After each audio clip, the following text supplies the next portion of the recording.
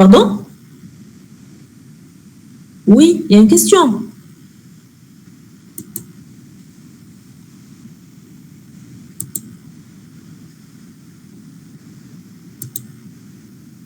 Il y a un souci?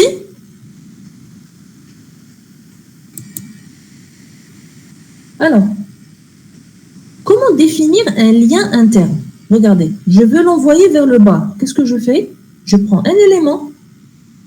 D'accord? Donc ici, j'ai mis l'élément H4, ID égale à bas. Le fait de lui ajouter un identifiant, c'est quoi? Je viens de créer une étiquette vers laquelle je peux renvoyer un lien par la suite. Maintenant, tout ce qui me reste à faire, c'est de mettre le lien en question. Le lien, qu'est-ce que je vais faire? J'utiliserai l'attribut href. C'est toujours l'identifiant que j'ai défini précédé d'un dièse. Donc, si j'ai mis id égale à bas, href égale à dièse bas. Si id égale à sommaire, href égale à dièse sommaire, et ainsi de suite. Pour un lien externe, vous mettez directement son URL. Pour un lien vers un mail, qu'est-ce que vous faites? Vous mettez mail to. Alors, quand il trouve le mot-clé mail to, suivi d'une adresse email, il sait que vous voulez envoyer un email et donc il va ouvrir votre logiciel de messagerie. D'accord? Bien sûr, à condition qu'il soit configuré. Le mien, par exemple, n'étant pas configuré, je ne peux pas l'utiliser. D'accord? Donc voilà pour les liens. Bien sûr, on va revoir tout ça en TP, d'accord? Alors, on revient au lien. Il y a deux façons de définir un lien de navigation, d'accord? Là, je parle d'un lien externe, c'est-à-dire d'un fichier vers un autre, d'accord? Alors, il y a le lien absolu, il y a le lien relatif. Alors, les liens dont je parle ici, je suis en train de parler des liens au sein d'un même site web. Quand vous créez un site, qu'est-ce qu'on avait dit? On avait dit on met tout ça dans un répertoire, on met une page d'accueil, et cette page d'accueil vous permet de naviguer à travers votre site. Vous avez en général ce qu'on appelle un plan du site, d'accord? Ou bien un menu, et ce menu va vous envoyer vers différentes pages de votre site. Et à son tour, chaque page peut vous renvoyer à d'autres pages. Et donc, vous avez un maillage, d'accord, la fameuse toile d'araignée dont on parlait dans le premier cours, qui vous permet d'aller d'une page à une autre page. Toutes ces pages-là sont sur le même disque, d'accord? Et j'ai deux façons de faire mon adressage, d'accord? On les présentera toutes les deux, vous allez voir qu'il y en a une qui est bien plus intéressante que l'autre, d'accord? Alors, le lien absolu, qu'est-ce que c'est? Il s'agit de formuler une adresse complète utilisée pour un lien menant vers un autre site hébergé sur un autre nom de domaine. Donc, formuler un lien absolu, c'est quoi? C'est écrire l'adresse complète du fichier. Si le fichier est sur une machine distante, c'est normal, je mets l'URL complète pour y accéder. Maintenant, s'il est sur mon même disque, je vais mettre le chemin complet du fichier, d'accord? Mais ça risque de poser problème. Par exemple, j'ai mis les documents de mon site. Je les ai mis sur... Alors ça, c'est un problème qui est assez courant en TP. Quand les étudiants, par exemple, ont un projet à remettre, nous avons souvent ce genre de difficultés. Par exemple, je vous demande de me réaliser un travail et de me l'envoyer. Vous préparez tout, vous le mettez chez vous. Sur votre disque, vous avez un chemin d'accès spécial. Par exemple, vous avez mis vos fichiers sur votre bureau. Votre bureau, en général, il a le nom d'utilisateur, donc il a votre nom. D'accord? Quand vous allez me le donner avec des adresses absolues, est-ce que j'ai exactement le même chemin de fichier sur mon ordinateur? C'est clair que ce ne sera pas le cas. Et donc, qu'est-ce qu'il va m'afficher? Quand je vais essayer de cliquer sur le lien, il va me dire le fichier que vous cherchez n'existe pas. D'où vient le problème? Le problème vient du fait que si je mets des adresses absolues, je ne peux plus déplacer mes fichiers. Donc, ça ne marche que sur mon ordinateur. Je le déplace, ça marche pas. Il y a des questions? Vraiment. Ça marche. S'il vous plaît, s'il n'y a pas de questions, fermez les micros. Alors, le lien relatif. Alors, il va se baser sur l'adresse courante et fait référence à un document stocké au même niveau ou dans un niveau différent, mais dans le même répertoire racine. D'accord? Donc, dans ce cas-là, qu'est-ce qu'on va faire? On ne va pas donner le chemin complet. On va donner uniquement le chemin à partir de la base. Donc, j'ai un dossier, je mets tous mes fichiers dedans. À chaque fois que je veux faire référence à un fichier, je donnerai juste le chemin du fichier 1 vers le fichier 2. Quel est l'intérêt? Alors, première chose, ça ira plus vite. Je ne donnerai pas le chemin complet et donc je donnerai un chemin plus court. Deuxième chose, si je veux déplacer mon travail, qu'est-ce que je vais faire? Je prends le dossier en entier et je peux le déplacer. Par exemple, pour le présenter à l'enseignant, si c'est un TP, au chef de projet s'il s'agit d'un projet à soumettre, etc. Et donc, le lien relatif est clairement beaucoup plus intéressant que l'absolu. Quel est le seul cas où on utilisera le lien absolu? Uniquement pour des liens externes. Si je suis sur le même domaine, j'utiliserai toujours des liens relatifs. D'accord? Donc, lors de la création d'un site destiné à un seul serveur, donc, tous les liens internes doivent être sous forme de relatif. Donc ça, ce sera un principe pour nous, on fera toujours la même chose. Si les liens internes sont en forme absolue, qu'est-ce qu'on a dit? Ils seront perdus après le transfert. Pourquoi? Parce que si vous passez d'une machine A à une machine B, les chemins d'accès au fichier vont complètement être chamboulés. D'accord? Autre chose, par rapport à la charge du réseau, utiliser une adresse relative permet au routeur de ne pas avoir à résoudre à chaque fois la requête de chemin vers le serveur. Parce que je n'ai pas besoin de connaître à chaque fois le serveur, c'est toujours le même serveur. Donc le chemin du serveur est le même, c'est uniquement le fichier qui change. D'accord? Donc votre site sera plus facile, plus léger à charger. Maintenant, techniquement, comment on crée des adresses relatives? L'exemple le plus simple. Vous avez deux fichiers qui sont dans le même dossier directement. Si le fichier 1, source, veut accéder au fichier 2, qu'est-ce qu'il met? Il mettra uniquement le nom du fichier. Donc, ici, le fichier s'appelle index.html. Je mettrai href égale index.html. Donc, je répète. Je mets les deux fichiers dans le même dossier et je me contente de nommer le nom du fichier uniquement, pas le chemin complet. Deuxième cas de figure. Vous avez un fichier et vous avez un document qui est dans un sous-répertoire. Qu'est-ce que vous allez donner? Juste le chemin. C'est-à-dire, de la source, je dois entrer dans le répertoire rep pour accéder au fichier. Alors, je vais mettre rep / c'est-à-dire j'accède, et index.html. Là aussi, je n'ai pas donné tout le fichier, tout le chemin du fichier. J'ai donné juste comment aller de la source vers la destination. D'accord? Donc, voilà pourquoi on dit que c'est un chemin relatif. Relatif à quoi? Relatif à l'emplacement du fichier source. Qu'est-ce qu'on peut avoir aussi? Là, j'essaie de vous donner tous les cas de figure. Troisième cas de figure, c'est la source qui est dans un dossier. Donc, pour aller à la destination, qu'est-ce qu'il faut? Je ne rentre pas dans un répertoire. Je quitte un répertoire. Pour quitter un répertoire, je mets 2 points slash. D'accord? Donc, 2 points slash et ensuite le nom du fichier. Qu'est-ce que ça veut dire ici? Ça veut dire que j'ai quitté un répertoire pour aller au fichier index.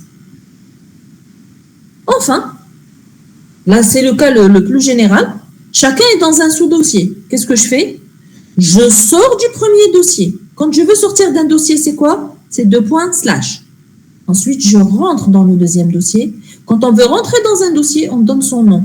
Donc, 2 points slash pour quitter le premier dossier, le nom du répertoire pour rentrer dans le deuxième dossier, et ensuite le nom du fichier. Donc, c'est des règles qui sont assez simples et qui vous permettent d'avoir un adressage relatif. Donc, je vous encourage vivement à utiliser cette méthode.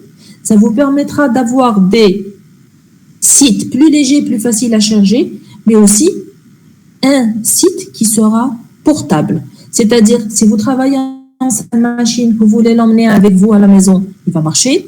Si vous le travaillez chez vous et que vous voulez le remettre au chargé de TP pour vous corriger le document, aussi les liens resteront conservés. D'accord?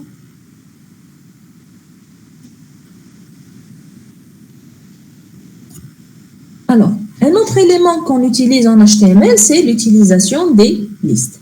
Les listes vont servir à quoi? Les listes servent à énumérer soit des éléments, soit des étapes. D'accord? Nous avons deux types de listes essentiellement. En réalité, il y en a trois, mais il y en a deux qu'on utilisera souvent. Nous avons la liste ordonnée. C'est lorsque vous avez 1, 2, 3, etc. Et nous avons la liste non ordonnée, là où vous avez des tirets ou des points. D'accord? Un troisième type de liste, c'est la liste de définition, qui contiendra des définitions, comme son nom l'indique. Chacune de ces listes aura un élément HTML associé. C'est un élément non vide. D'accord? Donc, la liste ordonnée va commencer par OL. Elle se termine par /OL. La liste non ordonnée commence par UL, se termine par /UL et DL aussi. Donc ça, c'est pour la liste. Que contient une liste? Elle contient plusieurs éléments. Comment définir un élément à l'intérieur d'une liste? C'est toujours la balise LI. D'accord? Quel que soit le type de liste, son contenu, c'est la balise LI. Alors, LI aussi est une balise non vide. Donc, vous mettrez LI au début, le contenu de votre élément, et ensuite /LI. D'accord? Donc, vous l'ouvrez et vous fermez. Donc, on a dit trois types de listes, ordonnées, non ordonnées, et liste de définition. La liste ordonnée ou numérotée permet d'exprimer l'ordre des éléments. C'est-à-dire quand vous avez des éléments, par exemple des étapes d'un procédé, les sections d'un livre, des éléments où l'ordre est important. Vous allez utiliser une liste ordonnée. Si vous avez une liste, d'accord, ou une énumération non ordonnée, c'est-à-dire où l'ordre n'a aucune importance, vous utiliserez une liste non ordonnée, donc une liste à puces. Par exemple, vous avez les composants d'un objet, il n'y a pas un ordre défini. Des caractéristiques, pareil, il n'y a pas d'ordre défini. Dans ce cas-là, j'utiliserai l'élément UL.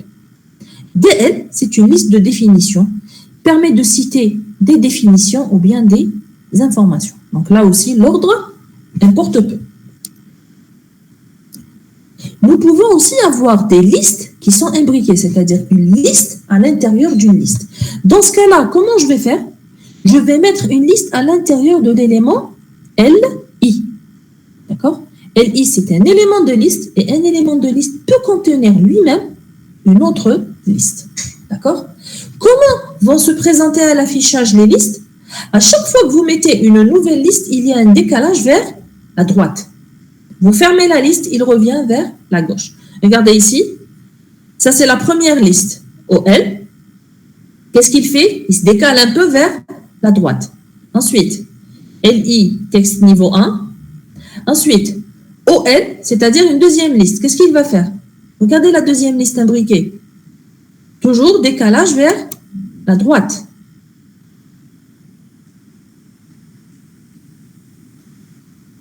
Madame, Oui? j'ai pas compris. Qu'est-ce que نديرو LI? شوفي LI chaque fois يكون عندك élément داخل la liste ديري LI. انت par exemple عندك une liste ordonnée OL. واش فيها trois éléments, par exemple trois étapes. Étape 1, étape 2, étape 3. هذيك OL, elle vous permet juste de définir باللي c'est une liste ordonnée. واش فيها لداخل؟ فيها trois éléments. واش ديري؟ LI premier élément, LI deuxième élément, LI troisième élément. C'est bon? Là, oui, c'est bon, merci madame. Et c'est valable pour les autres. Oui? LI, c'est-à-dire list item. List item, c'est-à-dire élément de liste. هو علاش تلقاو le LI في OL, donc في la liste ordonnée, ou la UL qui est la liste non ordonnée. D'accord? Madame, Oui. dans ce cas, si on ferme la balise texte niveau 1, قبل ما نديرو هادوك لي سو باليز تكست نيفو 1 et تكست نيفو 1.2 ما يولوش دي زيليمون من ليليمون الاول تكست نيفو 1 ما تصراش l'imbrication. اه داكور ما تصراش l'imbrication باش هنايا سي با لو كا جينيرال, هذا c'est un cas particulier. عندي une liste à l'intérieur d'une liste. D'accord, oui, j'ai compris. C'est qu'il y a la possibilité qu'on ait les listes séparées. D'accord, oui, D'accord. madame. Oui.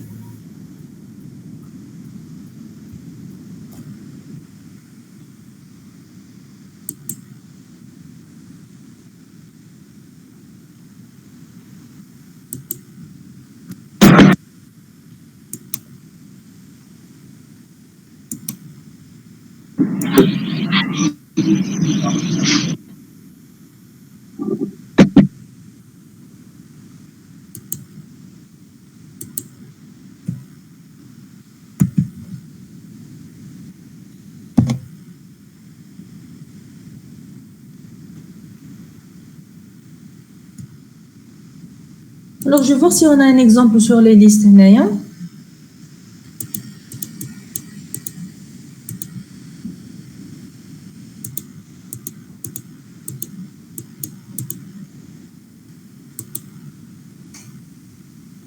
Alors, voici un exemple de liste. Alors, dans cet exemple, ce qu'il y a de bien, c'est que vous avez plusieurs types de listes. Regardez. Premier exemple, j'ai une liste ordonnée simple. On a dit la liste ordonnée, c'est la liste OL. Elle contient 3 éléments. Chaque élément, c'est un élément LI. Donc, premier élément LI/LI, deuxième élément LI/LI, troisième élément LI/LI.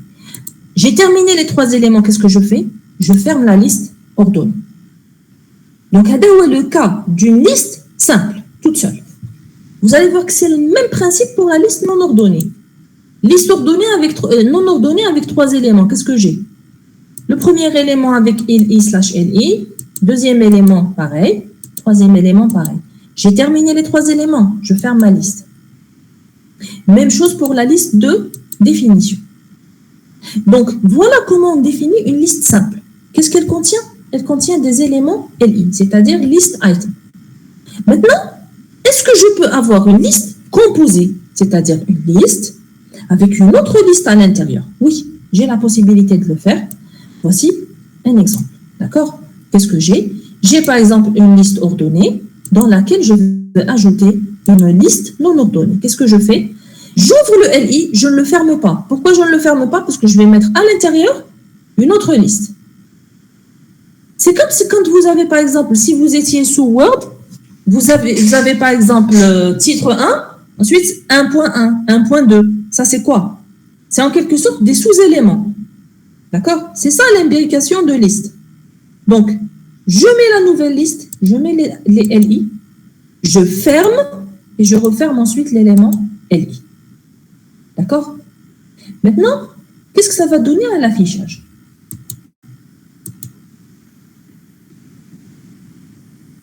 Donc, voilà comment s'affiche une liste ordonnée. Numérotée, avec retour à la ligne automatique. Non ordonnée, il y a des puces, d'accord? C'est une liste à puces, ça donne des points. Liste de définition, c'est des puces, mais si vous remarquez bien, par rapport à la liste non ordonnée, qu'est-ce que vous remarquez? UL et DL, est-ce que c'est exactement pareil à l'affichage? Non. Où est-ce qu'il y a une comme différence? هذاك l'espace. Exactement. L'espace avec l'inclus. Très bien. Avec le décalage vers la droite, il existe dans OL et UL, mais il n'existe pas dans DL. D'accord? Aussi, si vous utilisez différents navigateurs, alors certains navigateurs pour la liste de définition, certains vont vous le donner comme chez moi. Moi, j'utilise ici, j'ai utilisé Chrome. Alors sur Chrome, il vous met des puces sans décalage. Je ne me rappelle pas, je crois que c'était Firefox ou là, j'ai utilisé un autre navigateur. Il ne vous met pas carrément les listes à puces. Il vous met juste les éléments avec retour à la ligne et vous n'avez pas les puces. Donc, les puces, vous ne les avez pas sur tous les navigateurs. D'accord? Pour les listes de définition. Parce que lui, il considère que c'est des définitions, donc il n'a pas besoin de puces. L'imbrication, chaque fois que vous avez une liste, donc première liste, décalage vers la droite. Deuxième liste, qu'est-ce qu'il fait? Il ajoute un deuxième décalage vers la droite. Quand vous fermez la sous-liste, il revient décalage vers à gauche pour avoir toujours le même niveau. Voilà comment on fait imbriquer des listes. Alors, en général, par exemple, en TP ou là en test ou là en examen, qu'est-ce qu'on fait? On vous donne la liste imbriquée. Et on vous dit maintenant, donnez-nous le code qui permet de reproduire ceci. Qu'est-ce que vous allez faire? Vous allez voir les éléments qui sont au même niveau, ça veut dire qu'ils font partie de la même liste. Est-ce qu'elle est ordonnée ou pas ordonnée? C'est facile à deviner. S'il y a des numéros, c'est qu'elle est ordonnée. S'il y a des puces, c'est qu'elle n'est pas ordonnée, tout simplement. D'accord? Oui. Ça, c'était pour les listes. Maintenant, pour les listes de définition, il y a une deuxième utilisation. C'est l'utilisation des glossaires. D'accord? Donc, pour les glossaires, alors un glossaire comprend une liste d'éléments. Les éléments d'un glossaire sont constitués d'une expression à définir, d'accord, et la définition qui la concerne. En général, où est-ce qu'on trouve les glossaires? Lorsqu'on a un document technique. Si vous avez un mémoire de fin d'études, par exemple, qui traite, par exemple, d'applications réseau. Dans le domaine des réseaux, il y a une terminologie spécifique. On peut ajouter les termes spécialisés dans une section qu'on appellera glossaire. C'est-à-dire que vous avez un terme et la description, la définition de ce terme-là. Dans ce cas-là, est-ce que j'utiliserai les LI, les list items? Non. Ici, on va mettre DT, d'accord? Donc, pour l'expression à définir, et DD pour la définition de l'expression. Donc, j'ai l'expression, sa définition. Expression, sa définition. DT, DD. D'accord? À l'affichage, ça donne ça. D'accord? Ça donne une écriture comme ceci. On va le voir sur un exemple.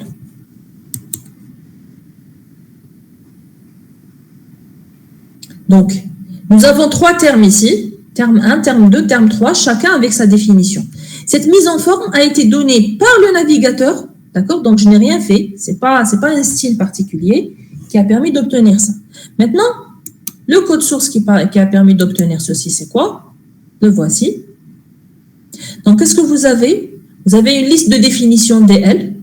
À chaque fois, le terme, c'est DT. Sa définition, DD. Donc, ça, c'est pour le terme 1. Terme 1, définition 1. Pour le terme D, pareil. DT, DD, DT, DD, jusqu'à la fin.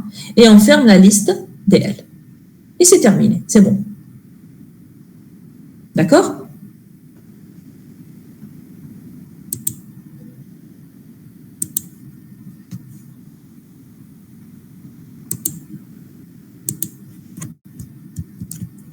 Les tableaux. Alors, les tableaux ont une importance capitale donc, dans la définition donc, des documents HTML ou des documents tout court. À quoi servent les tableaux? Les tableaux servent à contenir ou à organiser un ensemble d'informations qui doivent être présentées sous une structure formatée en ligne et en colonne. D'accord? Par exemple, si j'ai une liste d'étudiants avec leurs notes, je les présenterai sous forme d'un tableau, pas sous forme d'une liste. D'accord? Maintenant, dans les anciennes versions de HTML, les gens avaient tendance à utiliser les tableaux pour faire de l'affichage, pour faire de la mise en forme. Par exemple, si vous dites à un étudiant de vous mettre le texte en colonne, qu'est-ce qu'il va faire? Il va définir un tableau, sans bordure. Il va mettre deux colonnes, il va mettre son texte dedans. Est-ce que ça, c'est sémantiquement correct? Non, c'est faux. On utilise le tableau si j'ai des données qui se présentent sous forme de tableau. Pas pour faire de la mise en forme. On avait dit séparation nette entre contenu et mise en forme. Tout ce qui est mise en forme, c'est la spécialité de CSS. Tout ce qui est structuration et organisation des données, c'est HTML. Donc, il sera interdit d'utiliser un tableau pour organiser du texte en colonne ou pour organiser, par exemple, un formulaire. Il y a mieux, on va voir comment faire le formatage d'un texte en colonne ou en plusieurs sections sans avoir recours au tableau, c'est-à-dire d'une manière plus correcte. Maintenant, pour vous, un tableau, c'est quoi? C'est un ensemble de lignes et de colonnes. Pour HTML, c'est un peu différent. Il voit le tableau comme un ensemble de lignes et chaque ligne est un ensemble de cellules. Finalement, ça aboutit en même point. Parce que si je découpe chaque ligne en cellules, les cellules vont se superposer de ligne en ligne. Ça va créer les colonnes. Voilà pourquoi, dans les tableaux, vous ne trouverez pas un élément qui s'appelle colonne. Vous trouverez un élément qui s'appelle ligne, un élément qui représente la cellule, et vous ne trouverez pas un élément qui représente la colonne. D'accord? Donc, l'élément tableau, alors vous l'aurez compris, en HTML, à chaque fois que j'ajoute quelque chose, j'ajoute une balise correspondante, ou bien un élément correspondant. Donc, le tableau, ce sera quoi? Ce sera l'élément table. J'ouvre la balise table au début et je ferme /table à la fin. On a dit un tableau est un ensemble de lignes. Chaque ligne est un élément qui s'appelle TR. D'accord? Table row. Donc, représente une ligne d'un tableau. Donc, je l'ouvre au début, je la ferme à la fin, /TR. On a dit, je découpe la ligne en plusieurs cellules. Chaque cellule, en réalité, représente un élément d'une colonne. Donc, je vais avoir des cellules. Alors, pour les cellules, on a deux types d'éléments. En réalité, il y a deux types de cellules. Il y a la cellule qui contient l'information elle-même. Il y a des cellules qui représentent l'entête du tableau ou bien un titre. Par exemple, si vous avez un tableau qui contient les informations des étudiants, d'accord? La liste des étudiants d'une section donnée. Qu'est-ce que je vais avoir? La toute première ligne, elle me donne quoi? Nom, prénom, matricule, etc. Est-ce que cette première ligne-là représente des données? Est-ce que nom est une information? Non. C'est en quelque sorte le titre de la colonne. Prénom, ce n'est pas une information, c'est le titre de la colonne. Et donc, ce sont des éléments, c'est des cellules particulières de titre. Dans ce cas-là, on va mettre TH, Table Header. Deuxième type de cellule, c'est la cellule qui contient les informations. Maintenant, j'ai la première ligne qui représente nom, prénom, matricule, etc. La deuxième ligne, ça va être quoi? C'est le nom, prénom du premier étudiant de la section. D'accord? Donc, par exemple, Bouyakoub, Samia, matricule, etc. Ça, c'est quoi? C'est pas un titre, c'est une information qui fait partie du tableau. Donc, c'est des données. Vous avez Table Data, TD. Donc, si c'est une cellule de titre, je mettrai TH. Si c'est une cellule de données, je mettrai TD. Les cellules TH, des cellules d'entête, seront automatiquement mises en gras. Pourquoi? Pour faire la différence. Pour qu'on sache que ça, c'est un titre et pas une information à traiter.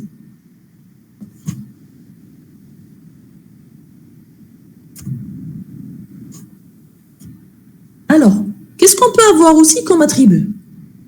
Alors, on a la possibilité de regrouper ou de fusionner plusieurs cellules. D'accord? Donc, si j'ai par exemple plusieurs cellules, une cellule par exemple sur plusieurs colonnes, j'utiliserai col span. Ça veut dire, si je veux avoir une cellule sur deux colonnes, qu'est-ce que je vais mettre? Col span égale à 2.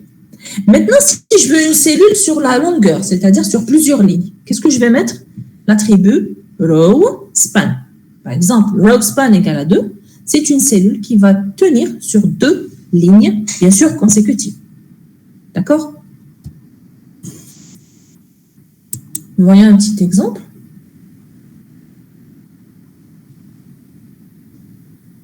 Ce n'est pas le meilleur exemple, je vais chercher un autre.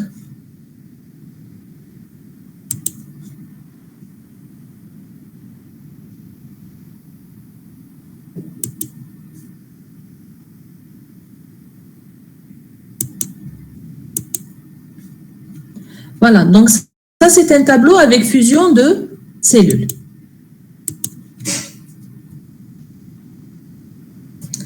Voilà, donc j'ai un tableau qui contient ici, alors on va essayer de le lire, comme je vous ai dit, un ensemble de lignes, et chaque ligne est un ensemble de cellules. Regardez, il y a combien de lignes? Ligne 1, ligne 2, ligne 3. Il y a 3 lignes. Maintenant, la première ligne, elle contient combien de cellules? Une seule. La deuxième ligne en contient 2. La troisième ligne en contient 4. Donc, qu'est-ce que vous remarquez? Il y a des cellules ici. Les cellules de la ligne 3 ont chacune la taille normale. Et donc, il n'y a pas d'attribut supplémentaire ici. Les cellules de la ligne 2, qu'est-ce que vous remarquez? Chaque cellule est sur 2 colonnes consécutive. Donc, quel attribut que j'ai mis ici? Col span égale à 2, c'est-à-dire cette cellule tient sur 2 colonnes.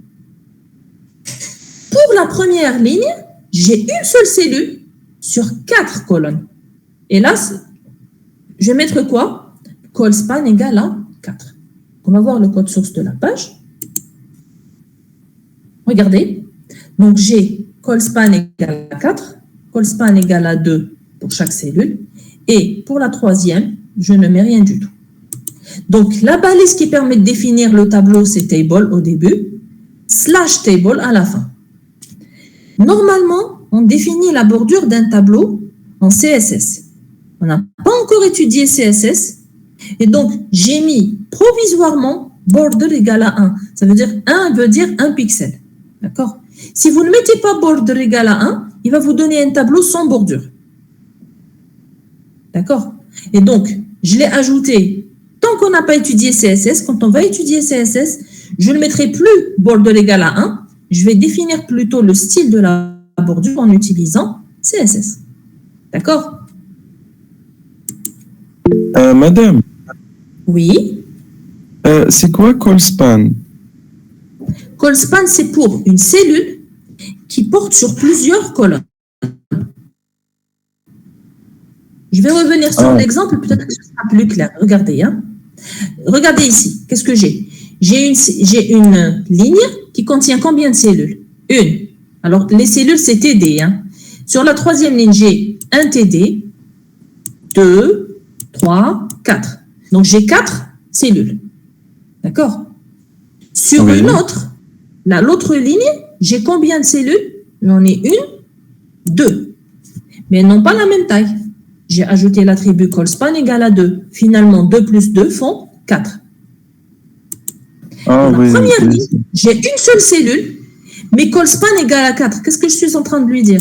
Cette cellule est grande. Elle est suffisamment grande pour tenir sur 4. 4 colonnes. Maintenant, voilà, 4 colonnes exactement. Maintenant, on va voir ce que ça donne. Regardez. Hein.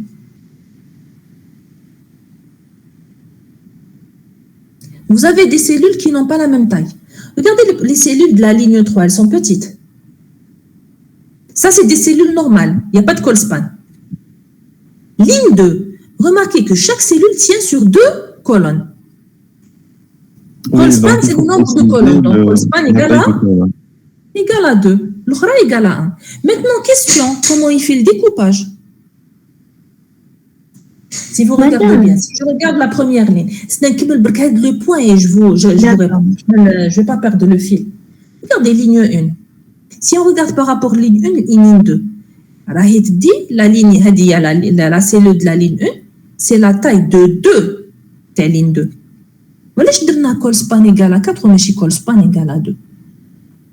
Il ne travaille pas en fonction de la ligne qui le suit. Qu'est-ce qu'il va faire? Il va prendre la ligne qui contient le plus de cellules. Il va en déduire le nombre de colonnes. Donc, pour lui, dans la ligne 3, il y a 4 cellules. Donc, pour lui, il y a combien de colonnes? Il y en a 4. Et c'est en fonction de ces 4-là qu'il va faire son calcul. Est-ce que fahmtou? Oui, par rapport à la ligne, les cellules متساويين. اللي فيهم الماكسيموم. مدام تما إلا درنا في لا لين 3 درنا 5 من الفوق لازم نديرو كول span égale à 5.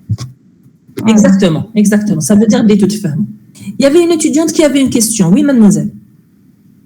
Non, c'est bon, madame, apportez la réponse. C'était ma question. Classe. Donc, c'est bien. Alors, c'est bien d'essayer de vous exercer dessus. D'accord? Madame.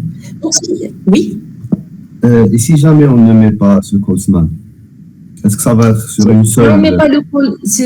Regardez, on va le faire tout de suite. Il va laisser des vides.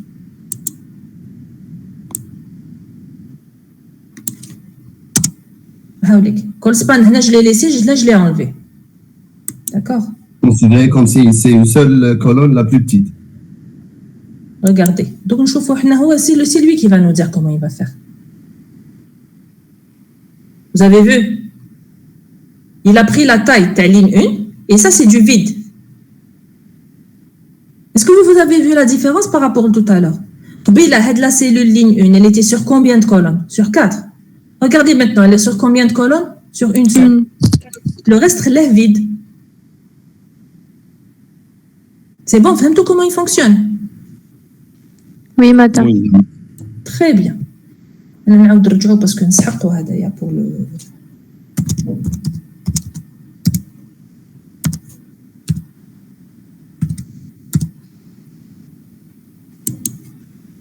Alors, on revient au cours.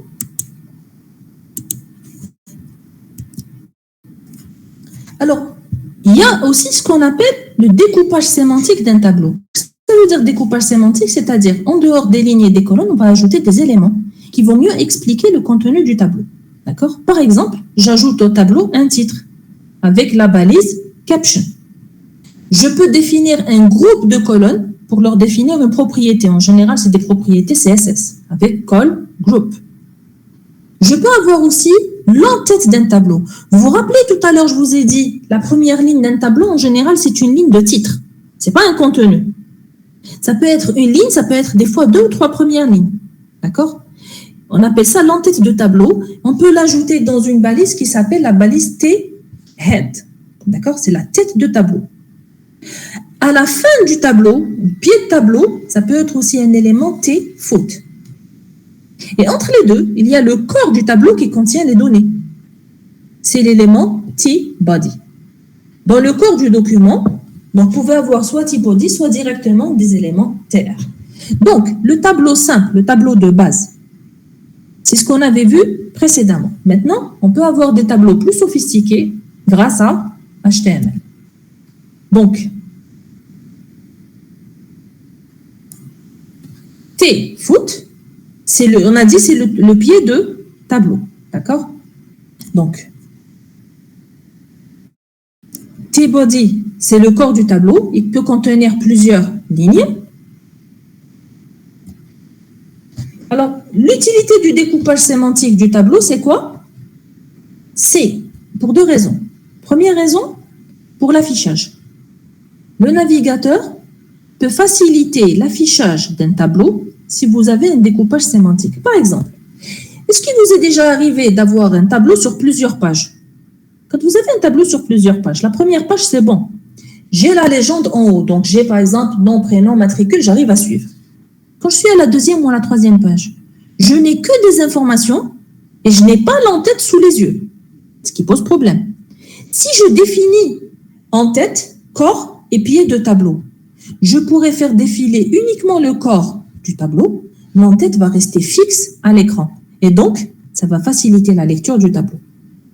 Deuxième chose, on peut avoir aussi des logiciels, des applications qui permettent de traiter le tableau. Si elle veut traiter le tableau, elle doit savoir exactement où sont les titres et où sont les données. D'accord? Elle ne va pas prendre la case nom pour le nom d'une personne. Il n'y a personne qui s'appelle nom. Non, c'est un titre. C'est le titre de la colonne. D'accord? Donc voilà pourquoi on a le découpage sémantique. Je vais vous donner un exemple. Pas celui-ci. Ça, c'est les exemples de découpage sémantique. Voilà. C'est l'exemple que je voulais vous montrer.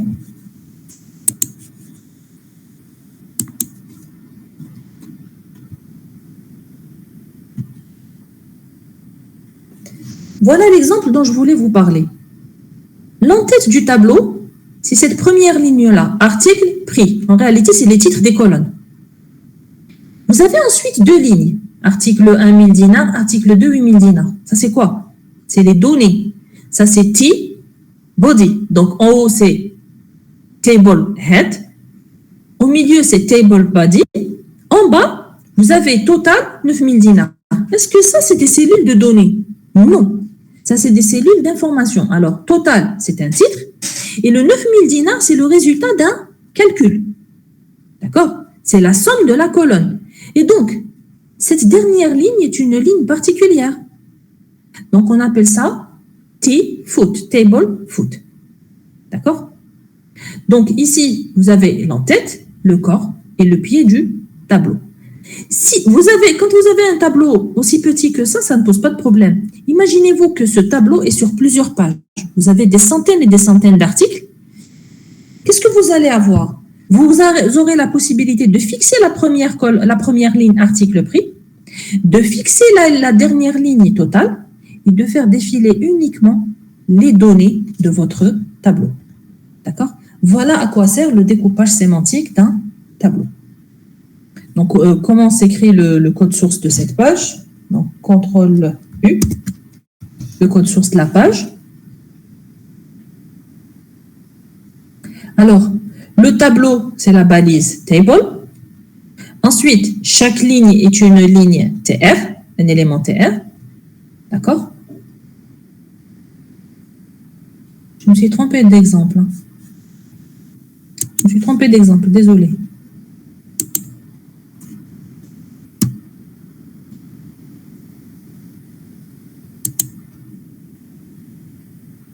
Voilà, c'est ce que je voulais présenter. Alors, vous avez le tableau table. Ensuite, la première ligne, on a dit quoi? C'est une ligne d'entête. L'entête du tableau, c'est quoi? C'est T-head. D'accord? Et vous avez à l'intérieur la ligne article prix. Ensuite, vous avez deux lignes de contenu. Le contenu du tableau, c'est quoi? C'est T-body. C'est le corps du tableau. Ensuite, qu'est-ce que vous avez à la fin? La partie où il y a le total. On a dit c'est le pied de tableau. C'est la balise T-foot. D'accord? Et ensuite, je ferme le tableau. Donc, ici, qu'est-ce que j'ai? J'ai la partie T-head, c'est l'entête du tableau. T-body, c'est l'ensemble des articles avec le prix de chacun. T-foot, c'est le total des prix des articles. D'accord? Donc ça, c'était l'exemple que je voulais présenter. Désolée, je me suis trompée d'exemple tout à l'heure. Alors, pour la mise en évidence d'un texte. Alors, nous avons des éléments pour mettre en évidence un texte graphiquement. Nous avons des éléments pour mettre en évidence un texte sémantiquement. Quelle est la différence? Quand je veux mettre en évidence un texte pour attirer l'attention du lecteur, c'est-à-dire de l'utilisateur ou du visiteur de mon site. Dans ce cas-là, je le mets tout simplement en gras. Maintenant, si je veux donner de la force ou de la valeur à un mot, j'utilise une balise qui est la balise strong. La balise strong, en plus d'afficher en gras, donne plus de poids à un mot. À quoi sert le poids du mot? L'importance du mot, le poids du mot sert au robot d'indexation. C'est-à-dire, si je prends un mot-clé, que je le mets à l'intérieur de strong, je suis en train de doubler sa valeur. Je dis que ce mot compte double par rapport au reste du contexte de la page. D'accord? Donc, si vous avez un mot-clé important sur lequel vous voulez miser, vous le mettez à l'intérieur de strong. Quel est le résultat à l'affichage? Il va s'afficher en gras. Quel est le résultat pour les robots d'indexation? Ils comprendront que ce mot a une certaine importance. Vous avez aussi IM, c'est un élément d'emphase. C'est un procédé linguistique qui donne de l'importance au discours.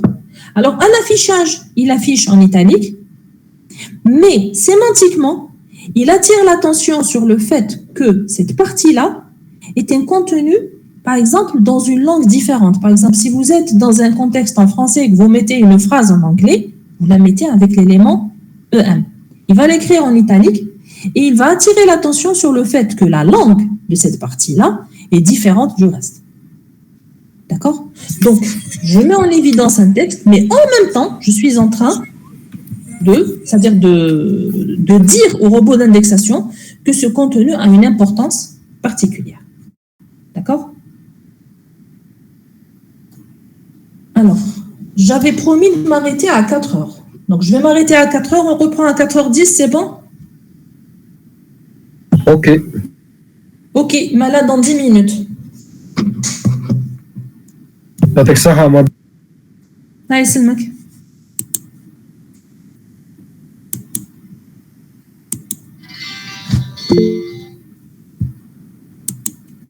Madame, vous pouvez remettre l'exemple du tableau, le code du tableau.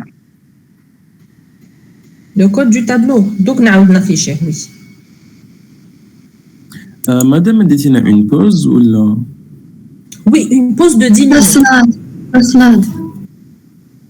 Elle a été demandée par vos camarades, donc je n'ai pas envie de leur faire de la peine. Donc, 10 minutes, ماشي حاجة. مدام En attendant, أنا je vais afficher. Pardon? Pardon? زديت مدينا واحدة أخرى كي نكملوا الكور على 4:30 entre le cours et le TP. شحال تحبوا لي بوز؟ D'accord. شحال 10 minutes. Oui. Ça ira. Puisqu'on Donc, a on termine le cours à 16h. la- نحب ça 16h30. 16h40, on se retrouve en TP. Ça vous va? Oui. Khalas, c'est parfait. Ça, Donc, je vous dis à tout de suite. Les demandes à l'exemple, s'il vous plaît, quel tableau? Madame, le tableau تاع prix article prix. Ah, خلاص, le tableau l'autre. D'accord. Oui, madame.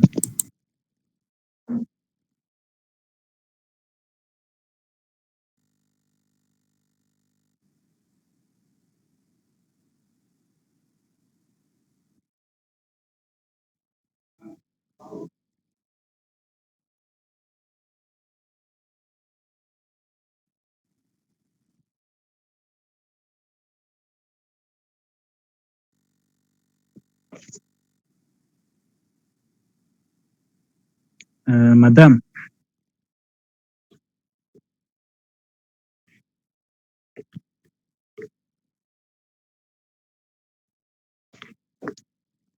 Merci, madame, merci.